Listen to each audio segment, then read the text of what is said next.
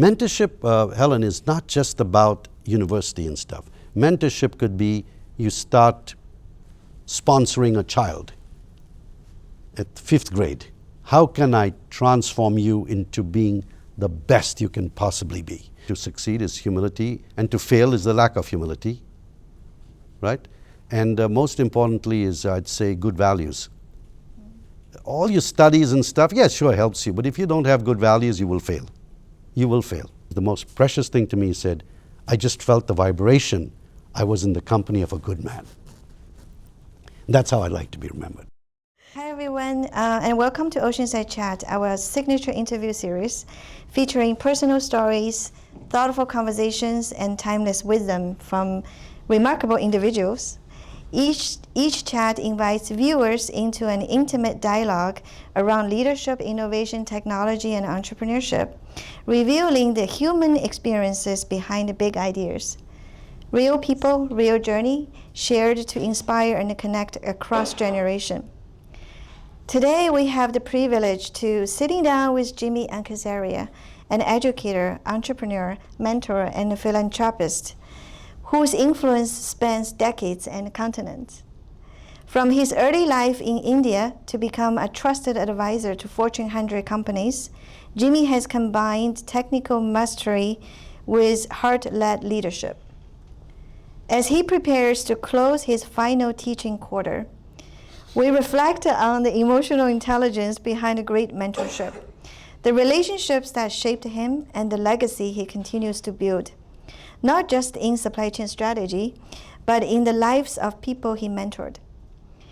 This conversation is about more than business. It's about purpose, growth, and paying it forward. Welcome, Jimmy. Thank you, Helen. That was a very emotional start to begin with. Do you want to say a few words to our audience? Maybe briefly introduce yourself in your own words. Well, in my own words, to introduce myself is to introduce the person next to me. You are so lucky, you're so privileged to be in this class. As I complete my career of 41 years of teaching, June 7th will be the last. I look and think, I wish I had professors like Professor Wang here, because too many times we just go learn the academic stuff. We don't really get no one teaches us, passion, empathy, and how to convert it into our lives. It's a great honor to be here, and I'm just ready to learn from you. And when you ask me questions, it makes me reflect on things I generally wouldn't think about. So, all ready to go, Helen. Yeah, okay, I'm excited. How about we start with your childhood, because you came from India, and most of us are not familiar with that country and that area. So if you would tell us a little more about how is your childhood, and what impacted you most, if you recall right now. Well, I grew up in India. I spent 27 years of my life there in a place called Bangalore, which I think many people have heard of. My family is a very, very, very small, or my community is a very small minority in India called the Parsis, people who actually immigrated from Iran. It's a population which is now dwindling, less than 100,000 in a country of 1.4 billion. So don't ever talk to me about minority. But we made a very major mark on India, and I think it's the way I was raised. So I went to Jesuit school, but so I had the benefit of having sort of like a Jesuit culture of social, helping people. I had my family, which has always been, the Parsis are known for charity and for helping others. So I think that really framed my childhood, my values, and grew up with a certain amount of privilege. I'm very happy with it. I'm honored with it. But in 1983, I came to the United States pretty much to have a 2-year vacation, but go for an MBA and bring back some new thoughts in a family business that was, pretty much the same 60 years after it started. And I came to America. I was admitted to some fabulous schools. I won't mention the name because this is public and they would be quite insulted that I turned them down. But I went to a small little school in San Diego called the University of San Diego, where I met a professor who changed my life, because I was an accountant with a law degree, entrepreneur, very, very large business determining who the next chief minister or governor would be, who the next chief of police would be. So very, very powerful position. And then I came here, heard something about procurement, supply chain. Initially thought it was a waste of time. My professor, with his passion like you have here, convinced me that there was strategic value. And I drank his Kool-Aid, and now I sell a lot of Kool-Aid around. That's the purpose of education. It's been a wonderful, wonderful journey. I've taught over 50,000 people, whether it's at universities, whether it's at lecture halls, not just in San Diego, but Michigan State, University of Chicago, and others. But the biggest student body of mine is corporate around the world, every continent in the world except Antarctica. It's just been the greatest thing. Over 120 companies, saved them over $100 billion. So it's a great way to end a career.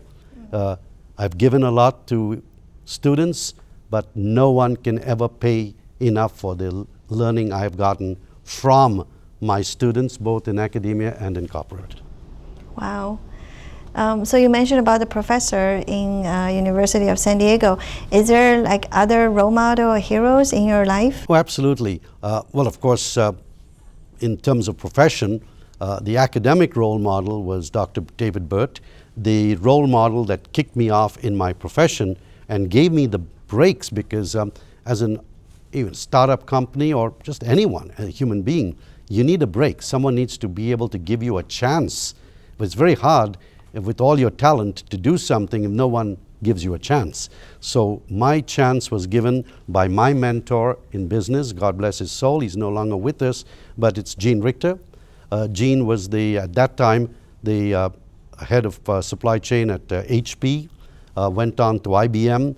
I was only 33 years old when he gave me the keys of Hewlett Packard, and I went around 55 divisions, literally with open book, just do what you need to do to transform us into this world-class cost management thing. I was 33 years old. I went to every part of HP and really made HP, in my opinion, one of the best companies in the world. And then when he went to IBM, we started again. But by that time, the legacy of Gene and whatever little I was able to do for him brought the biggest and best companies to me because they benchmark HP and they're told go to Jimmy, and the rest was history. I'm curious about two questions, just as a follow-up. One is, you were like 33 years old, and what did you do to gain Gene's trust, to give everything to you, just, to go run it? That's an interesting question, Helen, because I had never, HP was like, wow, they wouldn't even look at me. So I was doing a workshop for one of my clients, Harris, based in Florida, and there was a person from the Bay Area who said, can you come and do it for my division in the Bay Area? So I said, sure, and we set it up, and then about a week before that he said, Jimmy, I only have 7 people, but I need at least 15 to make it cost efficient. So I need to cancel. So being an entrepreneur, I was like, well, one, if you cancel it, it was not more the revenue. Yes, of course, any entrepreneur, you don't want to lose revenue, but I was just feeling, I mentally had prepared to go to the Bay Area. I want to do this. So I said to them, I said, look, Nick, the person, Nick Tentoris, I said, Nick, why don't you simply use your network in the Bay Area and say, we have this program, it's immensely popular in our head office. Would you like to come and audit it? And I will bill them directly, don't worry. You don't have to pay more. So I had 3 people from Hewlett Packard who came there. Yep, I can even remember their names. This was in 1989, end of 1989. Dave Jansen, Sao, and Jean-Francois. And they came and said, wow, this is exactly what our boss, Gene Richter, has been talking about, that we are just looking at bids and, get the lowest price. So he says, this is what we should be doing. So they went back. Dave Jansen worked directly as a director for Gene and told Gene, the young guy says exactly what you've been telling us. So they asked me to come, and Dave Jansen said, Gene would like you to speak at the Global Procurement Managers meeting in the Chaminade in the Santa Cruz area. And I remembered this very clearly, Helen. It's a lovely story because he said, would you be able to speak on June whatever date? And I said, wow, I get to talk to 200 and something people at HP. Of course. And of course, like a typical procurement guy, he said, how much you charge? So, I mean, I'm 33 years old, you know. So I said, are you going to pay my airfare? Yeah. And the hotel and food? Then why you wouldn't pay after that? Why do you want to pay anything more than that? And he was like, yeah, I like this guy. So I went and I spoke. I was, along with Bob Monsker and some other, Ken Stork from Motorola and others, there was a panel.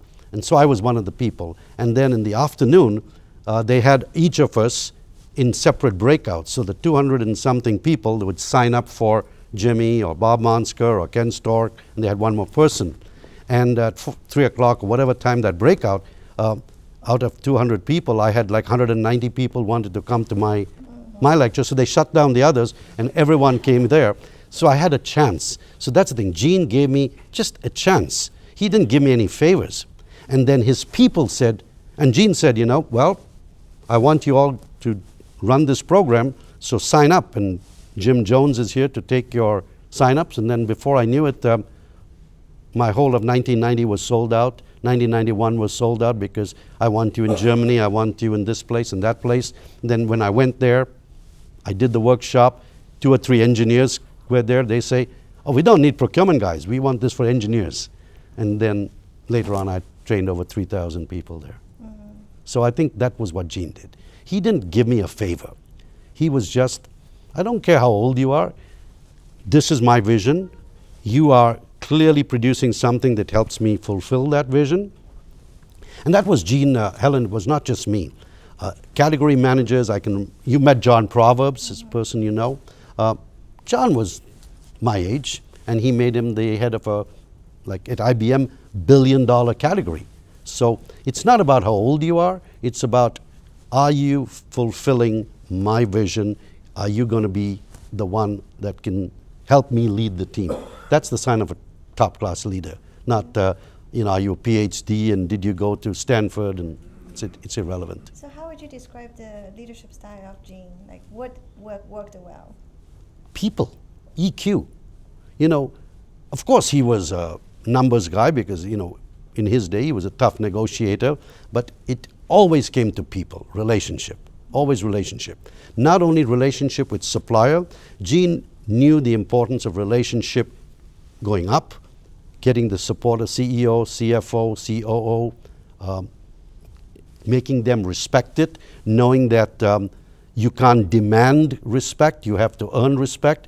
Earning respect comes from performance and sustainable performance. So that's the message he would pass on to the supply base, to the stakeholders, to the people who worked in his group at procurement. It was all about the people. And then we all, Gene, myself, and everyone else, we learned from Dave Packard. 4 words: extremely tough, wonderfully fair. So that's extremely tough, wonderfully fair. Yeah, yeah. So, but wonderfully fair does not mean I don't care for people. I'm caring for people. I mean, extremely tough. Yeah, extremely tough doesn't mean I don't care for people.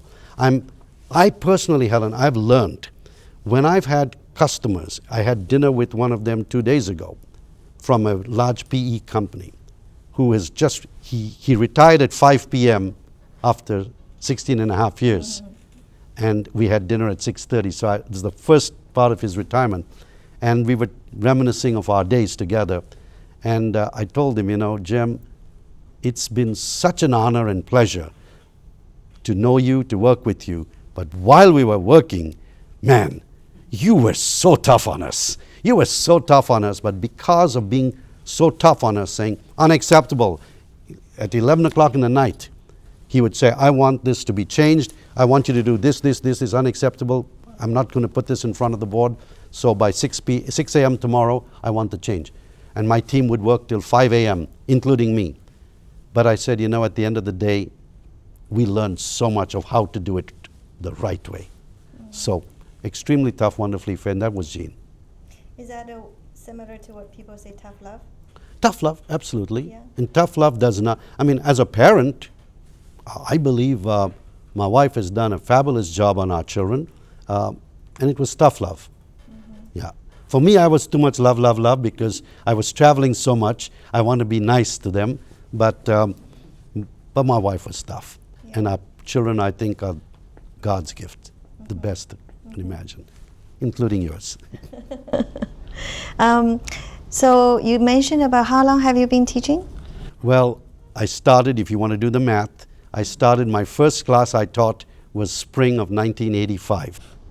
So if you do n+1, right, it's 41 years. Yeah, oh my gosh, wow. Without a break, by the way, no sabbatical. Yeah, wow, that's a long legacy, I would say. Sure is. Yeah, so what was the first time teaching like? Well, remember 1985, and of course by now, if you haven't known my age, I was 29 years old. And you Actually, were 28 at, and a half. Is that school? And it was at USD, University of San Diego. I was in my final year, final semester of the graduate program, and the professor of finance, Dennis Zacco, I think it was December of '84, vacation time, and he contacted me and he said, "Hey Jimmy, can you teach my undergrad investments class?" Not even procurement, investments, because background was finance for me, and I said, "Wow, I've never taught a class, let alone university class." And he said, "Don't worry, everyone who in your class tell me that in all the case studies, you are just a natural teacher, and when you solve the problem, everybody," and he says, "Jimmy, I'll tell you a little secret. Some of your classmates have told me they learn better from you than from me. So can you teach the class?" And I said, "Oh, okay." So he gave me the textbook, he gave me the what we call the instructor's notes, and said, "In 1 month you'll be teaching undergrad." So I said, "Okay, well, professor asked, you can't say no." So I did that, and within the first few days, I'm just telling them stories and telling them, tear these pages out of the book. It's all theory, you'll never use it. And I became very popular. And of course, there was only about 7-8 year difference between me and my students. And then I realized that something that I now look back, because I got more gray hair, that get very invested with my students. They become, like I said, as a mentor, mentee, I take it very personally. So I guess through the passion, through the stories, through the way of teaching, the very first semester I got the second highest evaluation in the faculty. And then another professor had a back surgery, and they said, "Can you teach marketing for 6 weeks?" Okay, read the book, but that's all rubbish. So I start teaching my experiences in one of my previous companies on the marketing side, and the students write in the evaluation, "The best part of the class was when Jimmy Anklesaria was teaching." And that's an insult to the professor, But it made me realize that, I don't know, I maybe have been given a gift, or I just love it. And so I just kept teaching for fun. My dad said, when I told him, "I'm not coming back this year," or whatever, 2 years or 3 years, one, because I'm writing a book, so I'm going to stay in America another 3-4 years. "What are you going to do?" "Well, I'm going to teach." And as a businessman, big company, we build buildings for education. We built a whole school. We actually own a school. We built a school for the hearing impaired. That's what we do. So why don't you just give the university we'll give them a building named after you, and you come home. I said, "No, I want to give myself. I can't, building just is just a name." So he said, "Well, if you're going to give yourself, then you should not take money."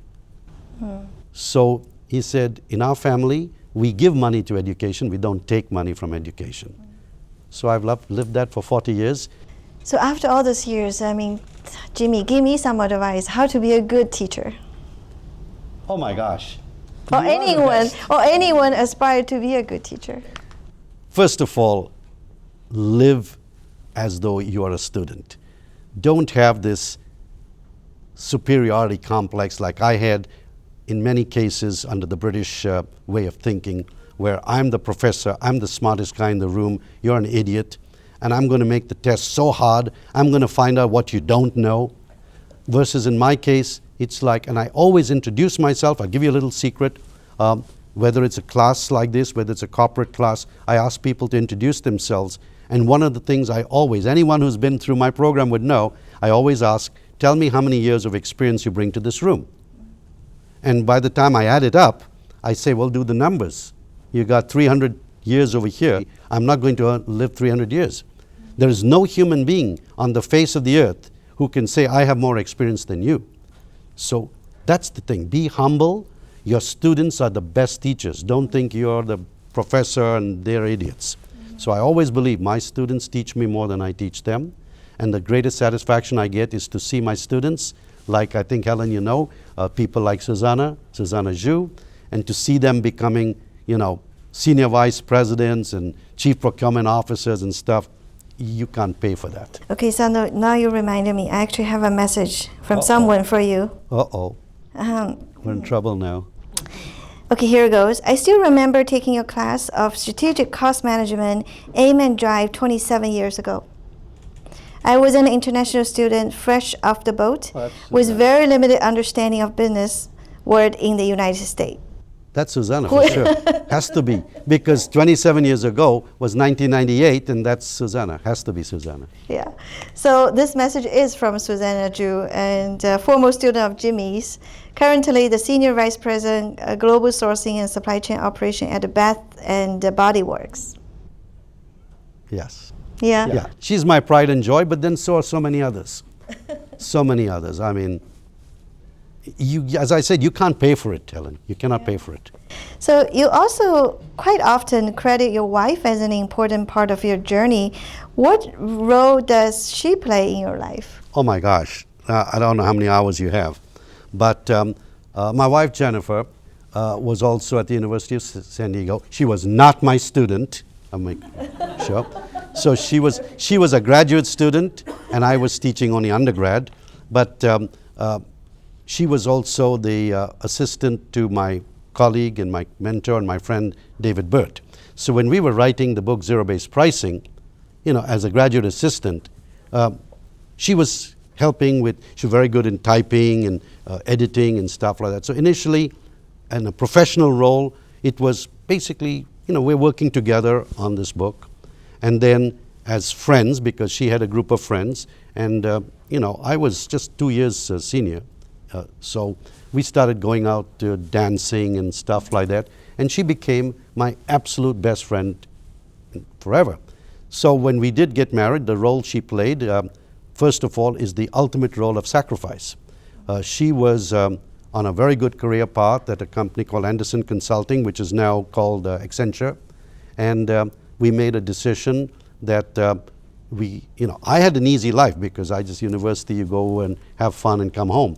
But she was travel, 80 hours a week and stuff. And so she said, we're not going to have family if we do this. So she resigned from Accenture, which is a huge sacrifice, especially in this world where, you know, women really need to express their value. Since then, she has helped me as not a co-author without having the title. It's always behind the scene. She did all the graphics. When we started our business, it was just the two of us. She helped me write case studies. She came with me to classes and helped with this thing. She taught my undergrad class in strategic cost management. Then we had children, and I know every mother is special. I can't imagine, looking at my own children, a better mother they could have had. I was traveling around the world I've traveled, you know, for nearly 35, 40 years. And she had 3 children to deal with, you know, driving them to soccer and cricket and tennis and this and that, and dealing with teenage girls and stuff. I just cannot imagine how anyone could have done that. And yet, always when I came home, it's not like, oh, now you have to do everything because I've been doing everything. And, you know, I love playing a game, cricket. And cricket takes a whole day sometimes, going to L.A. And she would literally push me out the door because it gives you so much fun. Never saying, you know, which I've seen in a lot of other spouses, well, you know, it's easy for you, you travel and you go out for dinners and stuff. Never, not one complaint. So again, it's not only my best friend, I think she's been my crutch, because without her, I would have collapsed. What a wonderful story. Thanks for sharing with us. Thank you. Yeah. I want to pivot to the award that you received from ISM, the J. Shipman Award. Could you tell us a little more about that? Well, that's embarrassing because you're asking me to talk about myself. But the Shipman Award is the highest, highest recognition of an individual in the profession, and it's been about 93 years now. And you know, some of the people, especially that I see, who won the Shipman Award, like Tom Linton and others, are very, very, you know, accomplished professionals. So in 2022, when Lisa Martin, the chair of the committee, and currently she's the senior vice president of supply at GSK, when she called to tell me that I was the 2022 recipient, my first question is, why me? I'm not even a procurement CPO, or I've never been in a procurement organization, you know, so why me? And then of course she rattled off that it's contribution to the profession. And she said, it's very hard to find someone who's contributed more than you, whether it's in providing breakthrough way of thinking, to implementing billions and billions and billions of dollars, transforming so many companies, mentoring so many CPOs who are also former Shipman Award awardees, and you were their mentor, and then you mentor the Richter Scholars, and you've got so many students, and you've placed so many students in so many roles. And she was like, I think I made enough of a list. And I looked back and said, I did that? I didn't even know I'm doing it, you know. So the Shipman Award means a lot. It's a recognition that the profession values what you've done over your career. It's like a lifetime achievement. And it came to a stage where it was towards the end of, not my lifetime, but towards the end of my professional career. So the Shipman Award was super. I was asked that question in an interview yesterday, actually, under microphone and film. And they asked me what's most special. I said one thing is, of course, the honor. I can't play that down. But what was absolutely most special was my wife and my 3 children were present for the award. And the lady who was at the ISM yesterday said, I will never forget, of all the Shipman Awards, this was the most special one because half the audience were crying because they surprised me after giving the award. And before I made my acceptance speech, Lisa whispered in my ear, she said, you got a surprise, so wait. And the lights went down, and the big screen on both sides showed a little 5-minute clip of my wife, my children, little clips here and there. My dad is the role model, and my wife saying, you know, my husband is this, and it brought tears to my eyes. To me, and I told them this, that was even more important than the award itself. So that's the Shipman story. Yeah, wow. Yeah, because of that, I think today's topic, I really wanted to learn more about mentorship, you know, from you. What does that really mentorship means to you? Hi, Oceanside Perspective community. Here we are today with the Oceanside Perspective founder and CEO, Helen Wang. Helen, can you tell us a little bit about OP for the viewers that are new or who may not even know what OP is about? Yeah, so Oceanside Perspective, I would say, well, first of all, we are content creator for the purpose of education. And we're a nonprofit, so we really care about our mission and impact. What is our mission? We have a tagline called Light Beyond Generation.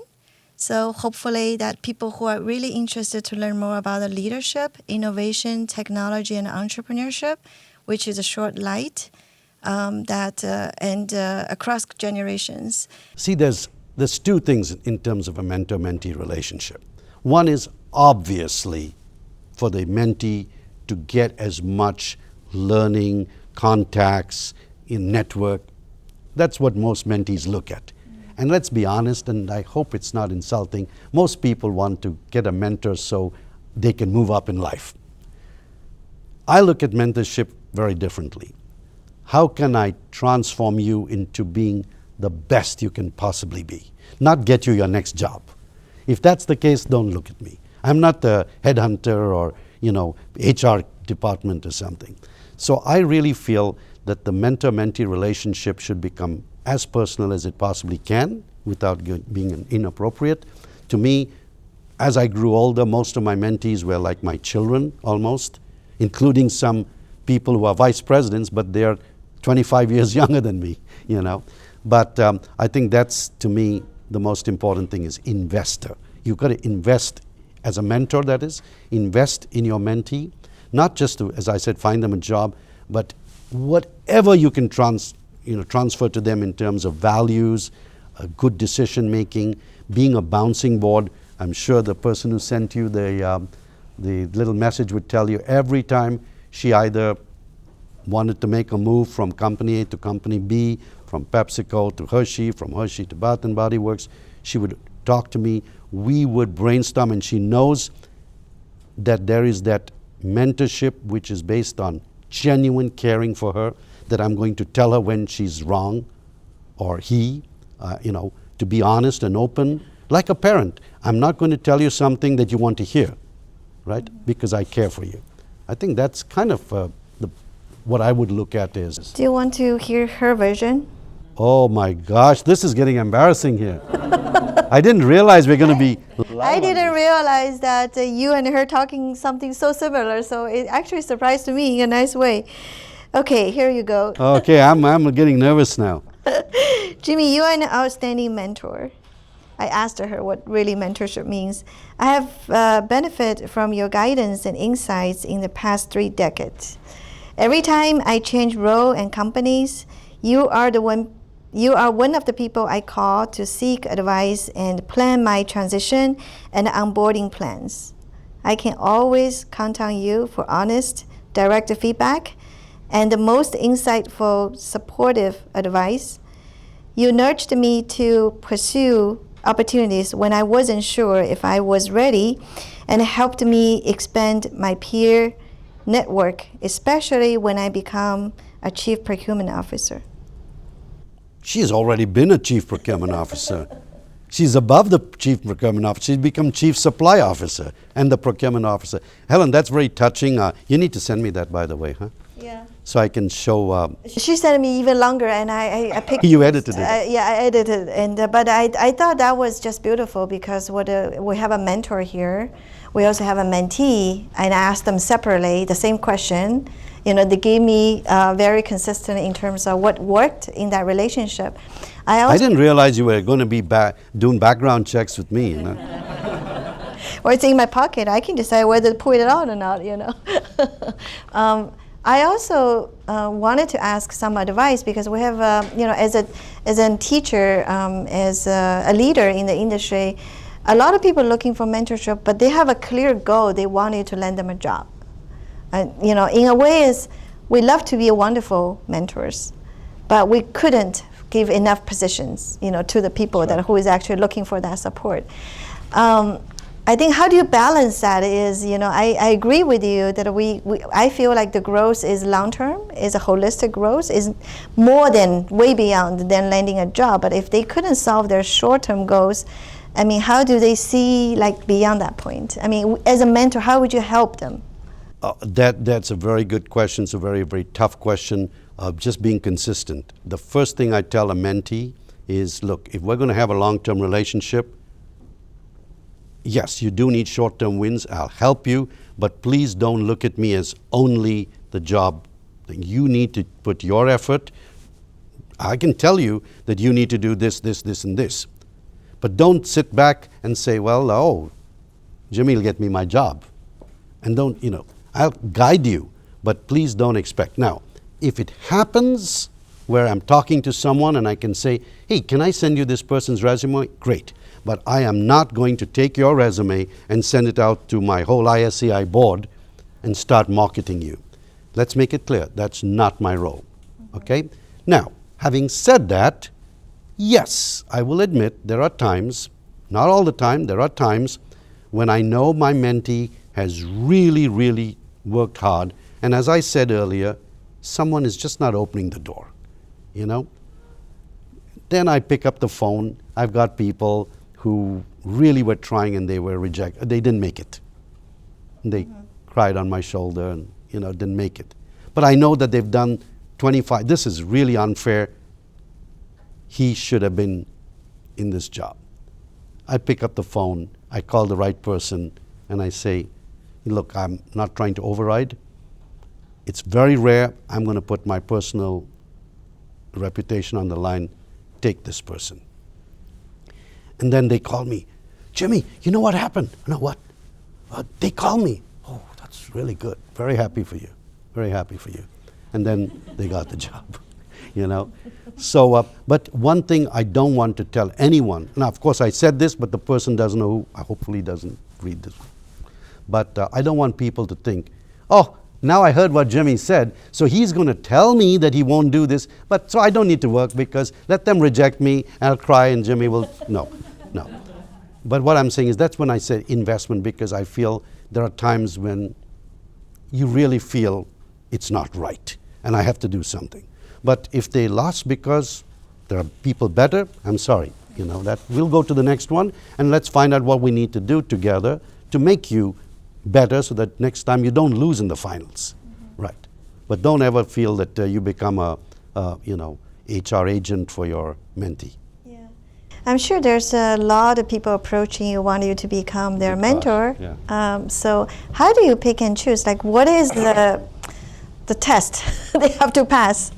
Well, the first test is you're going to sit down and talk to me. And again, I think, Helen, I may need to take you with me because, or my wife, because they have gut feel. Women's intuition is, I think, something we'll never be able to get because no matter what we do. But well, I always try to get a feel.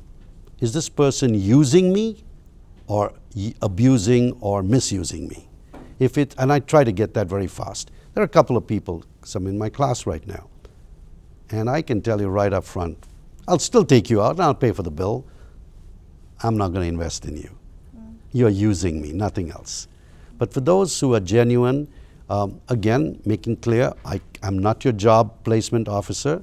And I also look at mentees who is going to be with me and who I just will do for the one, let's say they're in my class or in the university, they graduate tomorrow.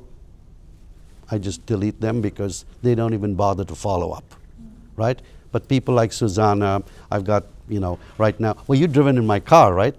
Right, my car, and I'm not going to kind of advertise it for you. But my car, I would never have bought such an expensive car.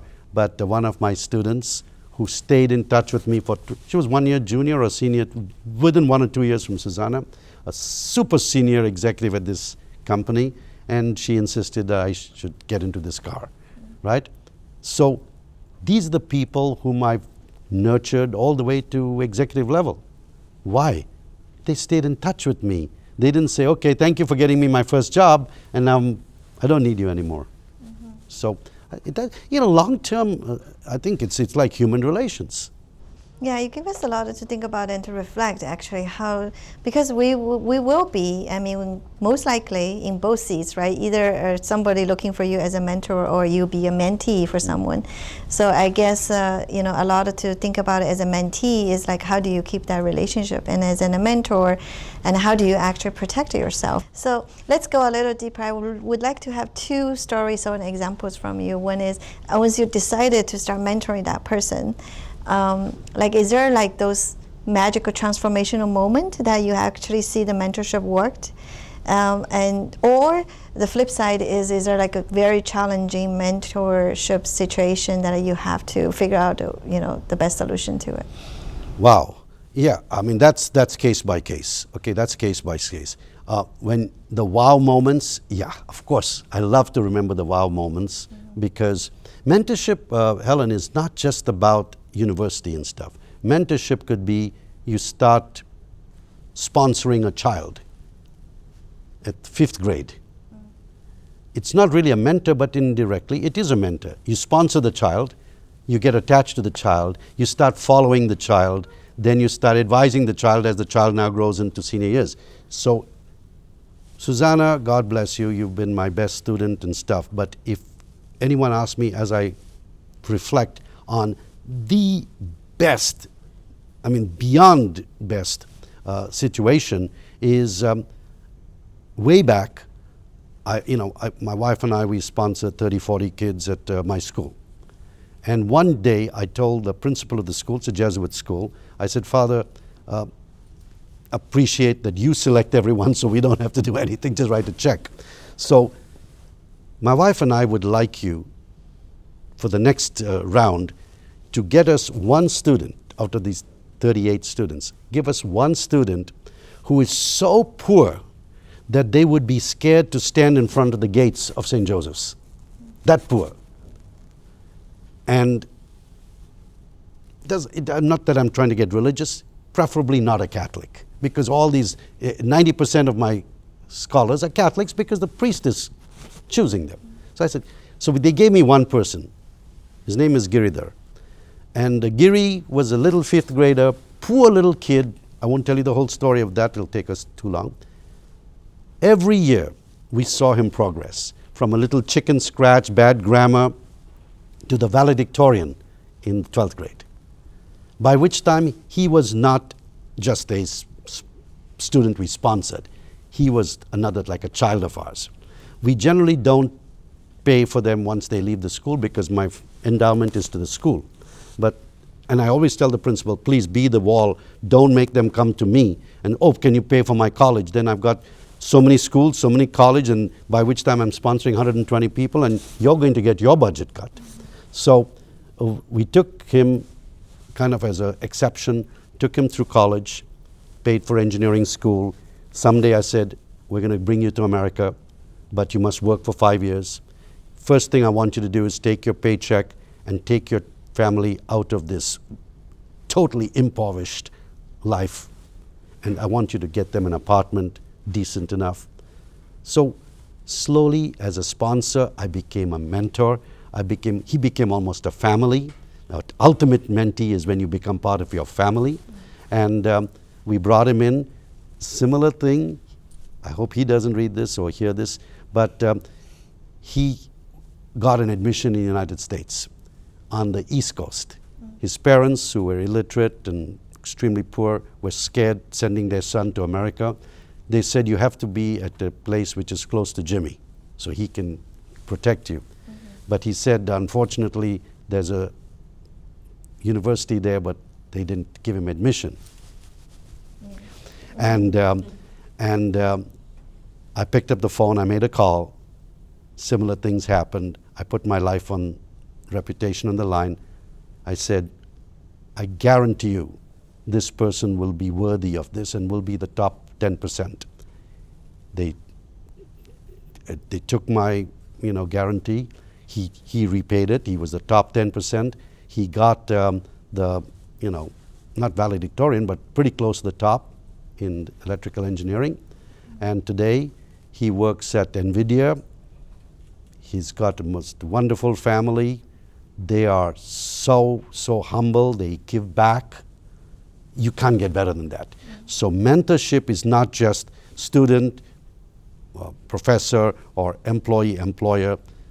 Mentorship is just finding another human being who may have nothing to do with supply chain. And this guy has nothing to do with supply chain, right? But I mentored him as a human being. Ratan Tata mentored me. We didn't even mention the word supply chain, right? We didn't even mention anything about whether it's Tata Steel or whether it's Tata Consulting. No business discussion, just life discussion. So I think we have to learn. Mentors need to learn. It's not all about business, career. You just learn some good values. My last question towards the mentorship is about what do you think there's a relationship between emotional intelligence and the mentorship? Without a doubt. Without a doubt. Because as I said, you have to invest in your mentee. That's emotional. You need to feel their pain. And I mean feel their pain. You need to be able to go to bed feeling like I have a problem. Not it's their problem, not my problem, right? I'll just give advice and no, I can't sleep at night because I'm so invested in my mentee. What happened to him or her? It doesn't have to be in the career. It could be a family member, right? So, like for instance, I had a person whom I call a mentee as well, executive level, had a, family situation. I couldn't sleep last night thinking about, she doesn't deserve this. What should I do? That's what I mean by emotional, right? You have to be emotionally involved. Now, of course, hopefully I'll say the right thing, and if not, just give a hug. I mean, I may not solve I don't think a mentor needs to solve every problem, We're not there as the all-wise, Obi-Wan or someone like, It's not that way. I think a mentorship, sometimes the emotional part is I feel it. And I think the mentee sometimes appreciates, thank you for at least listening to me. So absolutely don't ever discount EQ. Yeah, so you're saying the mentorship does not always solve a problem, but you give emotional support. Absolutely. And I think it's wrong, it's foolhardy, and it's irrational to think that you can solve every problem. You also, so in addition to your accomplishment as an educator and mentor, you also saved companies. I mean, how many companies, with billions of dollars. I'm just curious about how would you summarize or describe the mindset that you trying to introduce to the professionals who actually does cost management, and what is the two books that you write, Zero-Based Cost and Aim and Drive? How would you describe that? How would that help the companies to achieve their goal? First thing is, of course, you have to understand for any solution, it's all about the 3 Ps. People, process, and platform. So obviously, as a teacher to begin with, not a consultant, more a teacher, I focus on the people. Make sure you don't have to have, and I think, maybe sometimes some people take it as an insult when I say, I don't need the smartest people. I can take average people, very good process, and I'll deliver fantastic results. Some people think I only have to hire from Ivy League school with a lousy process. Well, how come I'm not getting the best results? So I'm always more a process needs to be good. Average people, if they follow the process, they'll get you there. So both my books were based on process, right? And then I take that process and I teach the people. So now I got people, I got process. The latest part of my world is the platform, which in the past, the platform was a shared drive or a Google Sheet or something. Now we have AI, we have the cloud, and now I can take what I call harnessing the inherent knowledge. So I get good people, I give them a process, they develop some great strategies, we save billions of dollars or millions or whatever. Now I leverage that by putting it into the cloud so everybody else can get the same knowledge. So I have people multiplied by 100, because the next 99, you just follow what number 1 did, who put it in a good process and put it in a platform. So now I call it leveraging ideas. So both my books have been based on common sense, a good process. You don't have to have black belt, green belt, blue belt. Just even the janitor should be able to follow it, right? So it's very, very clear. You cannot manage what you don't understand. So cost management has been my focus within the supply chain. And managing cost is simply first you understand it. So we need to do cost modeling, zero-based pricing. Once I know that, I use it for negotiation. Hopefully it works. Go beyond that. Now breakthrough. Once I know the cost, I can zoom in on what's driving it, what are my options. But ultimately, the biggest and most common thing is, like a river, like Schwinzer says, a river has a goal.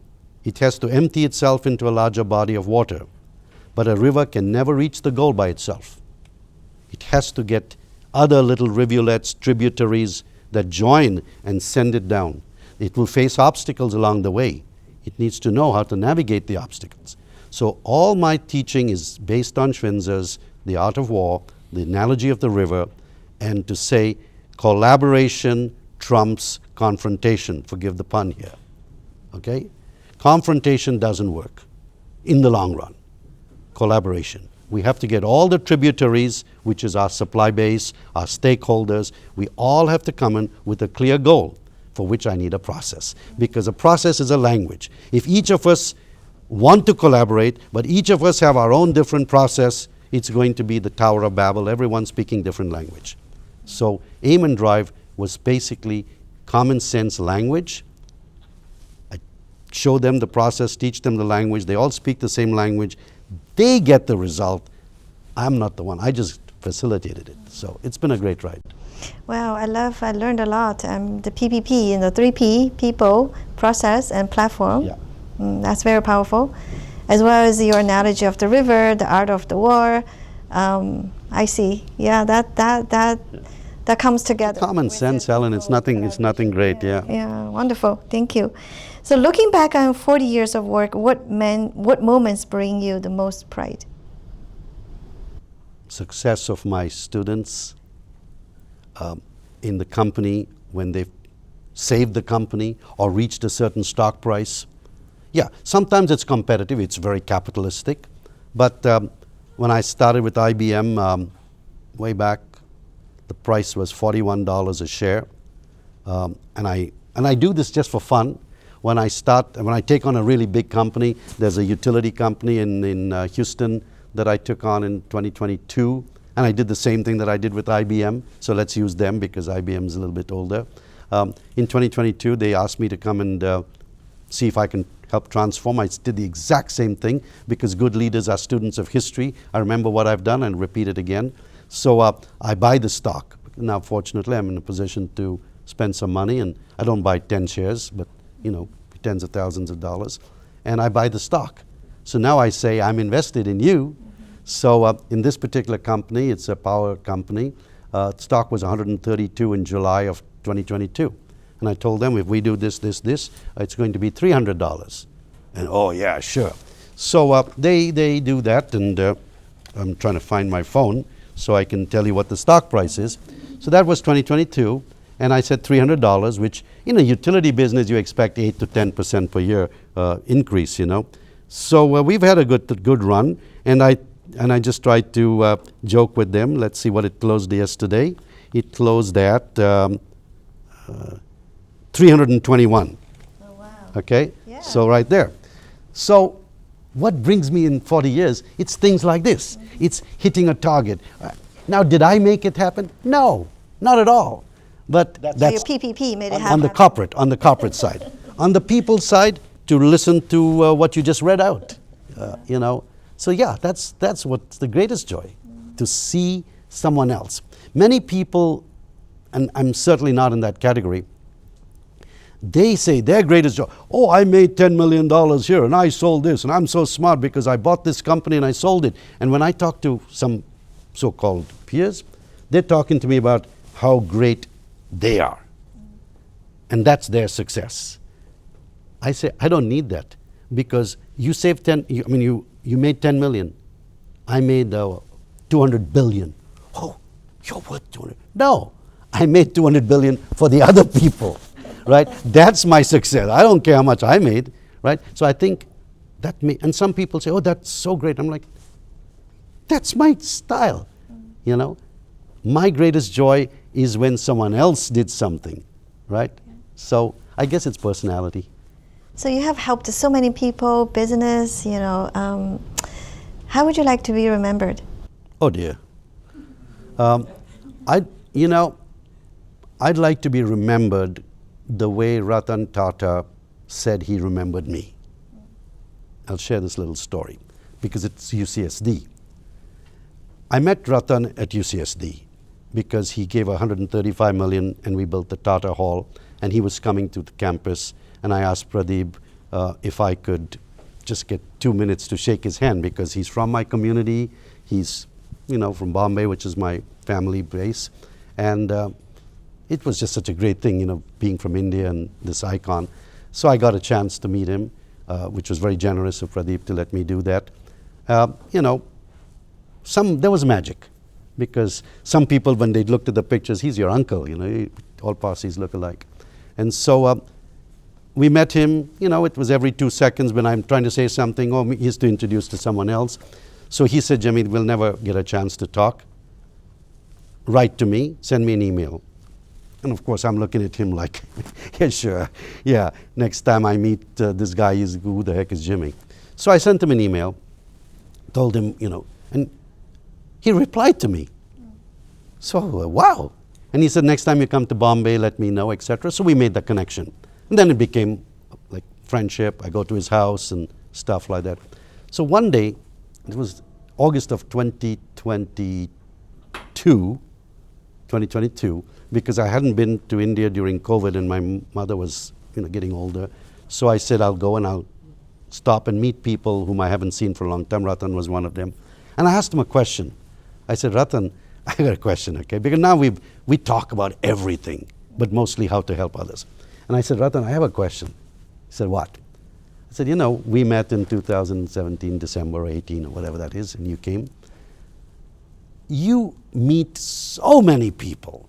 I mean, your day is like President of the United States. Boom, boom, boom, boom, boom, boom, boom, boom, boom, you meet people in a factory, and there's like so many thousand people, and you shake their hands, and, oh, Mr. Tata, this is so-and-so, and this is so-and-so. Who is going to remember it, okay?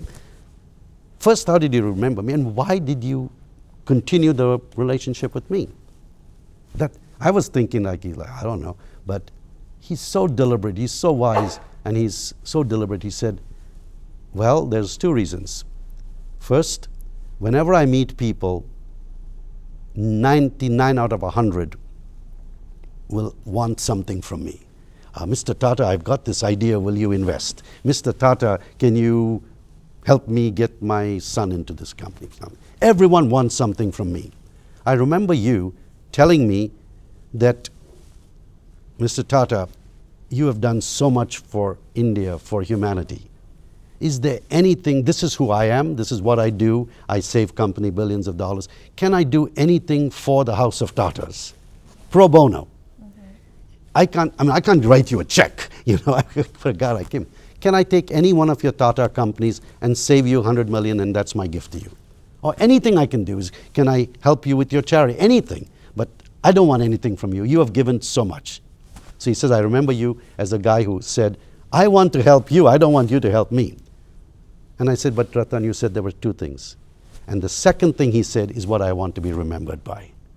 He said, when I went home, when I went to the hotel or wherever he was staying that night, he said, I reflected on my day, and you stood out as the guy who's met, who happens to be a Parsi, who didn't want anything from me.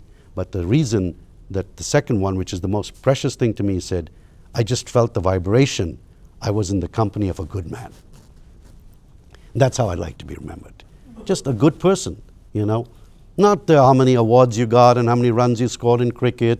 And I was the youngest broadcaster ever to broadcast first-class cricket. I had more than, the people listening to me is more than Super Bowl.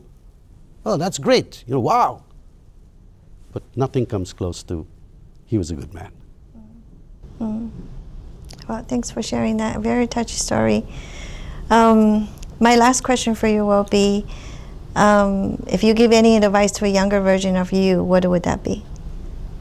Do it again. Do it again. Very good. Wow. I wish I had more time, though.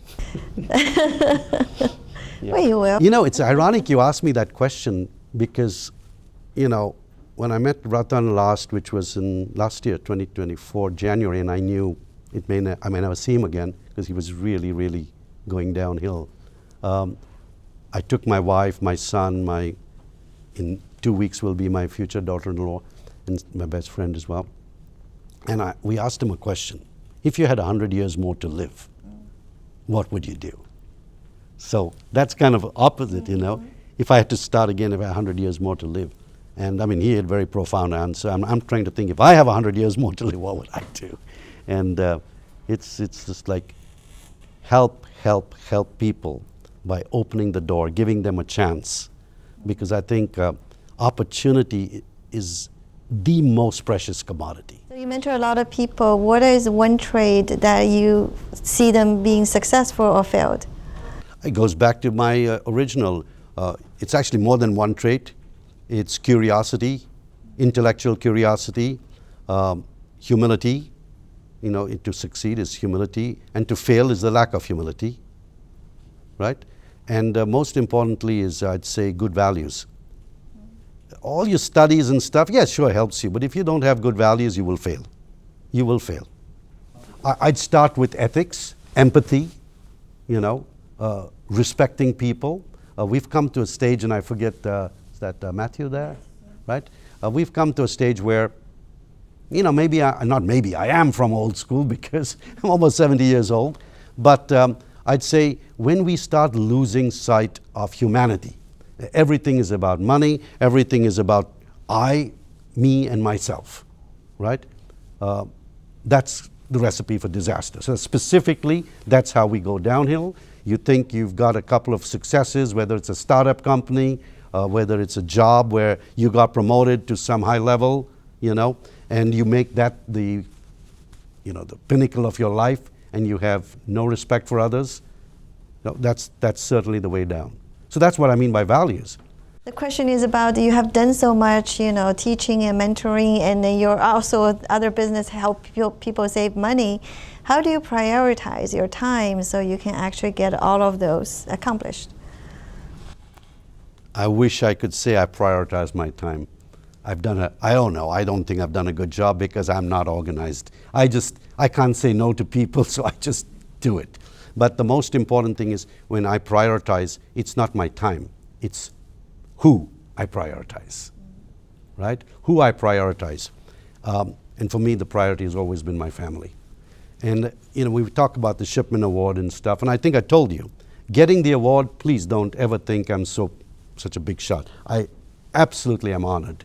But what clearly was the most important part of that event was my family saying, with exactly the words, traveling around the world, helping all these companies, but he always had time for us. He always had time for us.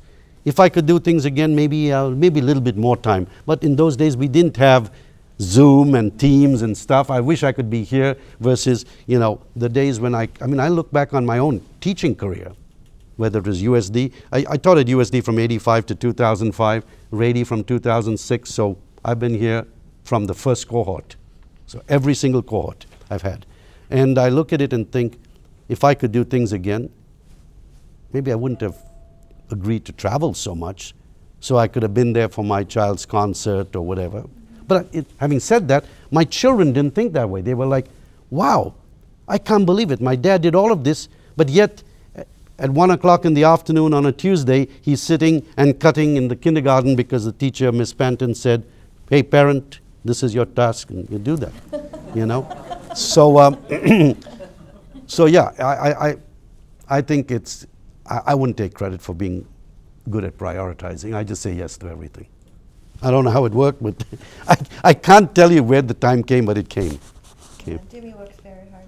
No, but also, again, a message from Ratan, not from me. When I asked him, maybe in, God knows, last time, 23 maybe, who knows. I said, Ratan, now I'm coming close to, retirement. What should I do? And the thing he said, and this is not for me, but I'm giving it to the public because he's not here anymore. He said, number one, when you get to that stage of your life where history is more behind you and the future is not as going to be long. It'd be great if you could live another 70 years, but his thing was make a list of people, and that's about prioritization, Wendy. Make a list of people you want to interact with, and make a list of people you'd rather not interact with. And that includes your family. No, I mean cousins and uncles and aunts and, I'm not sure about different cultures. If I go to India, I usually go for 3 or 4 days because it's very hard to fit in.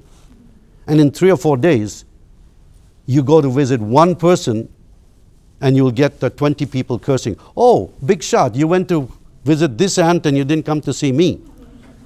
So I give up. So basically I make a list, and as he said, it doesn't mean you're rude to them. It means you don't prioritize. I am not going to go out of my way to travel 5 hours from Bangalore to Chennai to see somebody who's a family member. But I will go from Bangalore to Chennai to someone who has no children, who treated me so well when I was a kid. They have no children. To me, they're so proud of what I've done. And they're very old, they're very infirm. And I just make their day, their month, their year by just going to say, how are you, right? So that becomes priority. I learned so much from that because I'm beginning finally to say no, to people. Oh, we're going to have, I heard you're in town, we're going to do this. I'm like, yeah, but I'm not available. And sometimes they get upset. Too bad, right? So that was the greatest thing I learned from Ratan. And I've told this to certain people, and I had dinner with one of them on Thursday, right? And he told his wife, I remember Jimmy saying, I'm so honored that I'm on this list. I almost feel like Santa Claus. So, but what I learned was, now when you tell someone and you make an effort, and that's another thing he said, once you prioritize, now live the priority. Don't say, Helen is one on my list. Now, what am I doing about it? Checking in on you. How are you doing? Or, whatever, just staying in touch. Not once in 10 years, hey, how's Irene doing? Does she have 3 children by now? You're going to get a WhatsApp message, am I on your list? Well, some people have told me that. And the sweetest thing, God bless his soul, since I've spoken so much about him, when he told me this, he said, I hope I will be on your list. What a humble way from such a great man, You have managed a lot of different area of career, I would say, as an educator, as an entrepreneur, as you also did some startup, I think, at one point of your life. How do you actually grow into a different area, therefore, Yeah, it's interesting. It's part of my youth because I grew up in a family where we had so many businesses.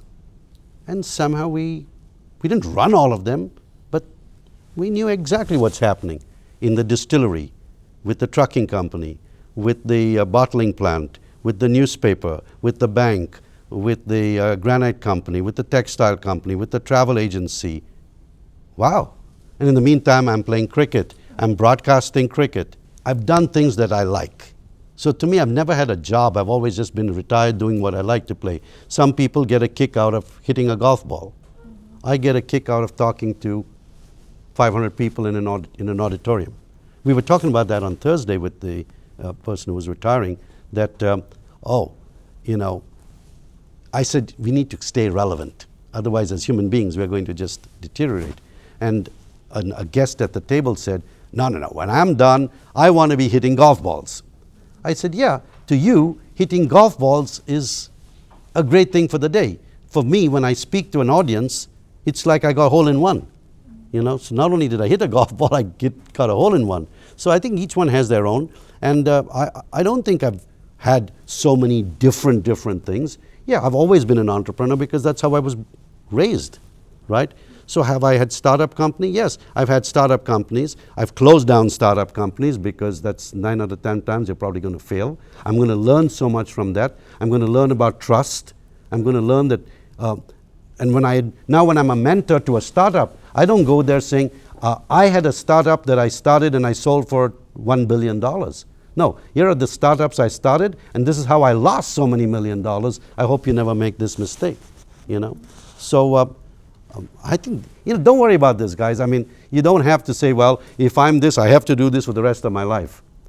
Keep your eyes and mind open. If you can take on something, take on. The only piece of advice, as we look at different things, I would say, at least have some lanes and know how to shift lanes. Analogy, if I'm driving on I-5, right, I need to know if I'm driving at 60 miles an hour, don't go in the fast lane, right? If you want to drive 70, 75, 80, no, stop at that. Go in the left lane. When you want to switch from left lane to the next lane, please just look over your shoulder if you don't mind. Look in your rearview mirror. Don't just shift. That's the advice I give people, Stick to your lane, which is generally, this is what I'm good at, right? Stick to your lane. But there are other lanes as well.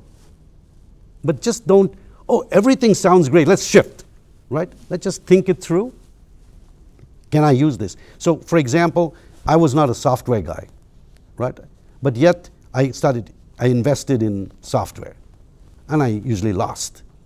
So now, we're building an AI solution in my company. I feel much more confident because now it's my process. I'm not developing software that I've never heard of.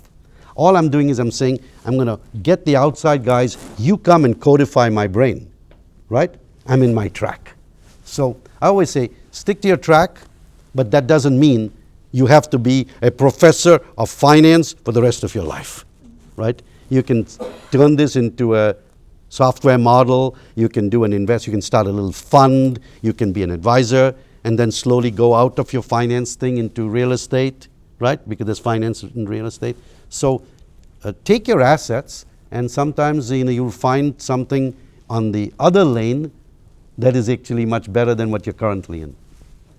That's fantastic. We have learned so much from you. I hope so. I was thinking about how do I summarize it. I think there's so many learning points. I love this PPP, again, this framework. I think it's going to stick with me for a long time.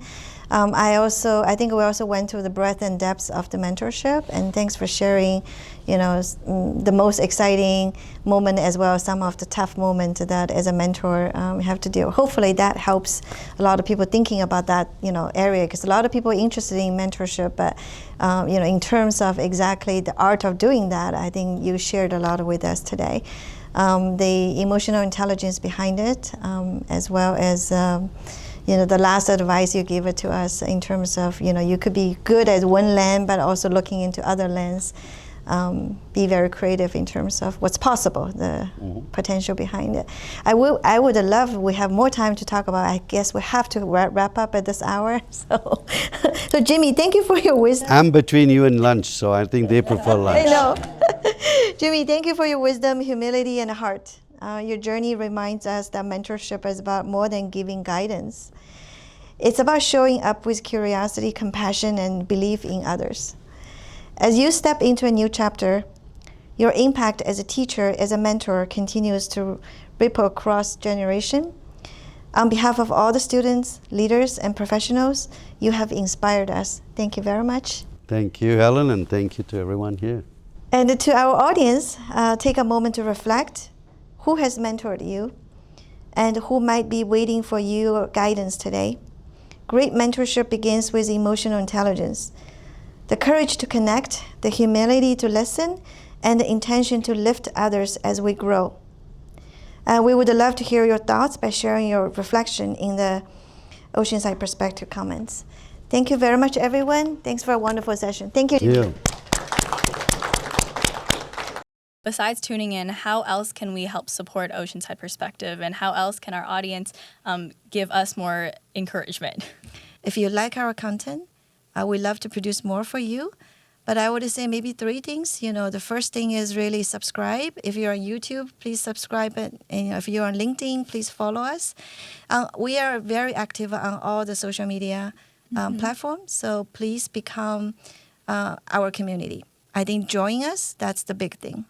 Secondly is, if you love us, I'm sure the people surrounded you would like us as well. So please share, please tell more people about what we do, the mission we're trying to achieve across generation again, so everybody is included. This is a very inclusive community. So please share and tell other people about Oceanside Perspective. The third thing, I think, come back to resources. I would really appreciate if you would consider that to donate to our cause for a great mission and for more content that we're going to create and benefit our community. All right. Thank you so much for joining us today, Helen, and for talking to all of our Oceanside Perspective community.